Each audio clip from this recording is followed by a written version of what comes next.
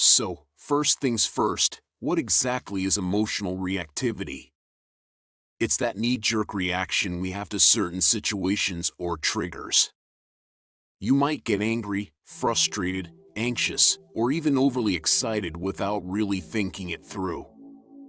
It's like your emotions are driving the car, and you're just along for the ride. Emotional reactivity often stems from our natural fight or flight response. When we perceive a threat, whether it's real or not, our emotions can take over, and rational thinking goes out the window. It's a survival mechanism, but in modern times, it can cause more harm than good. Let's be honest, reacting emotionally in the heat of the moment can lead to some pretty unpleasant consequences. You might say or do things you regret, damage relationships, or even harm your own well-being. It's like a roller coaster you didn't sign up for. What exactly is self-reflection? It's all about taking the time to look inward, to examine your thoughts, feelings, and actions. It's like having a heart-to-heart with yourself, really getting to know the person you are and the person you want to become. Now, why do so many of us dodge this important practice? Well, there are a few reasons. Sometimes, it's uncomfortable. Self-reflection can bring up past mistakes or reveal areas where we need to grow, and that can be challenging to face. So, what happens when we avoid self-reflection? It's like walking through life with blinders on. We miss out on opportunities for personal growth, repeat the same mistakes, and often feel disconnected from our true selves. It's like living on autopilot. Let's start with the basics. What exactly is materialism? Well, it's not about having material things. It's about the excessive desire for them, often at the expense of more meaningful aspects of life. It's that constant craving for more, bigger, and better stuff. So, why do so many of us get caught in the materialism trap? There are several reasons. Society bombards us with messages that link our self-worth to what we own. Advertising convinces us that happiness is just one purchase away. Plus, keeping up with the Joneses is a common cultural phenomenon. Constantly buying more can put a strain on your finances, leading to debt and financial stress. When we prioritize possessions, our relationships can suffer. We might spend more time acquiring things than nurturing connections. Let's define hedonism. It's the pursuit of pleasure and the avoidance of pain as the ultimate goals in life. In other words, it's all about seeking immediate gratification and indulging in sensual pleasures. Hedonism can be incredibly alluring, and here's why. It promises quick and immediate pleasure, which is hard to resist in a world that often values instant results. It offers an escape from the challenges and difficulties of life. Who wouldn't want to avoid pain? Our culture often glorifies hedonistic pursuits, making it seem like the path to happiness.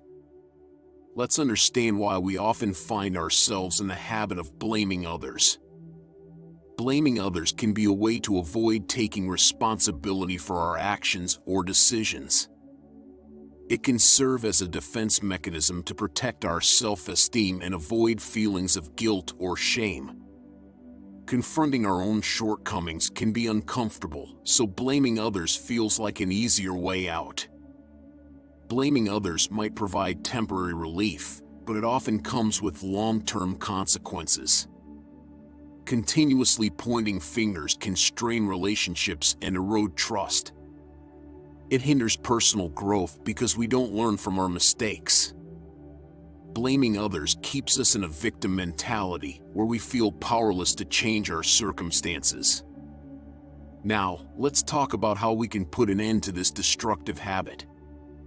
Take a moment to reflect on your own actions and decisions. Be honest with yourself about your role in any situation. Try to see things from the perspective of others involved. Understand their motivations and circumstances. Instead of blame, practice open and honest communication to address issues and find solutions. Take responsibility for your actions and the consequences that follow. Embrace the opportunity to learn and grow. Breaking free from the blame game offers some incredible rewards. Open and honest communication leads to stronger, more trusting relationships. Embracing accountability fosters personal growth and development. Instead of feeling like a victim, you'll feel empowered to take control of your life. Let's define vices. Vices are negative habits or behaviors that often provide short-term pleasure but have harmful long-term consequences. They can take many forms, such as excessive drinking, smoking, overeating, or even procrastination. It's important to understand why we're drawn to vices in the first place. Vices can serve as a way to cope with stress, anxiety, or other emotional challenges. They offer immediate pleasure or relief, which can be highly tempting.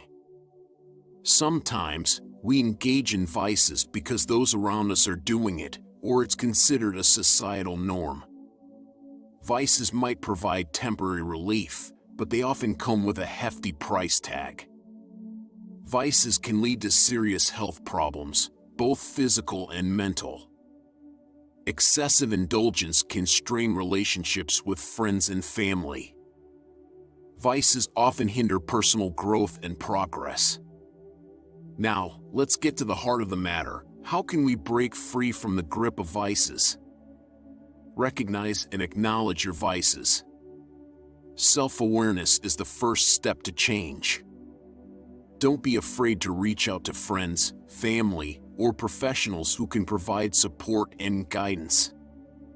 Replace your vices with healthier alternatives or positive habits. Establish clear goals and motivations for breaking free from your vices.